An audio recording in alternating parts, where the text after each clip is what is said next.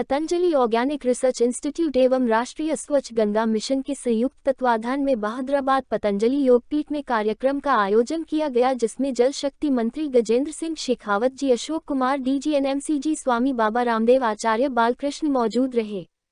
राष्ट्रीय स्वच्छ Ganga mission NMCG के लक्ष्य और उद्देश्य राष्ट्रीय गंगा नदी घाटी प्राधिकरण के कार्य संबंधी कार्यक्रमों को क्रियान्वित करना है।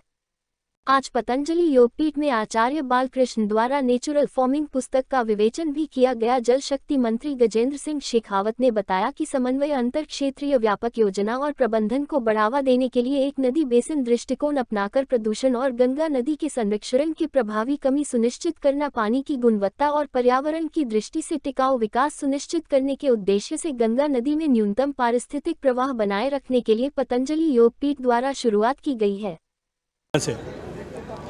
भारत में प्राकृतिक खेती को आगे विस्तृत करने की दिशा में नमामि गंगे मिशन एक प्रभावी भूमिका में काम कर रहा है। गंगा को अविरल और निर्मल बनाने के साथ साथ में अर्थ गंगा का के रूप में, के प्रकल्प के रूप में भी, केंद्र के रूप में भी मिशन गंगे काम करे, इस तरह का मार्गदर्शन माननीय प्रधानमंत्री जी ने दिया था। गंगा के दोनों किनारों पर 5-5 किलोमीटर दोनों तरफ नेचुरल एग्रीकल्चर हो, ताकि किसी भी तरह के प्रदूषक तत्व जो है वो अनजाने में भी गंगा नदी में न जा पाएँ।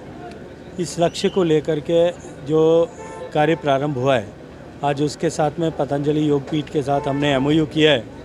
और मैं ये मानता हूँ कि ये एक ऐसी शुरुआत है जो इस दिशा में इस देश में न केवल प्राकृतिक खेती अपितु मेडिसिनल प्लांट की खेती और उसके माध्यम से पूरे विश्व भर को में भारत को आरोग्य का केंद्र बनाने की दिशा में भी एक बहुत महत्वपूर्ण कदम होगी। निर्मल गंगा, समर्थ गंगा को लेकर के और गंगा आधारित कृषि, गंगा आधारित अर्थव्यवस्था, धर्म व्यवस्था, गंगा आधारित जड़ी बूटियाँ, खेती और गंगा से जुड़ी हुई सारी सांस्कृतिक सनातन अपनी परंपराओं और विरासत को लेकर के हेल्थ टूरिज़्म बोलो, स्पिरिचुअल रिलीजियस नॉलेज टूरिज़्म बोलो, अनेक प्रकार की कितनी संभावनाएं गंगा आधारित विकास की हो सकती हैं, उन दिशाओं को लेकर के आज एक नया एमओयू किया। और हमारे जल शक्ति मंत्री, जिनको मैंने आज कहा जल शक्ति नहीं, वो भारत के शक्ति मंत्री है, इतनी समर्थ और ऊर्जावान व्यक्तित्व हैं। और आपके नेतृत्व में एक गंगा आधारित विकास का नया कीर्तिमान गढ़ा जाए, उसके लिए आज एमओयू किया है। बाकी मंत्री जी 2 शब्द बोला।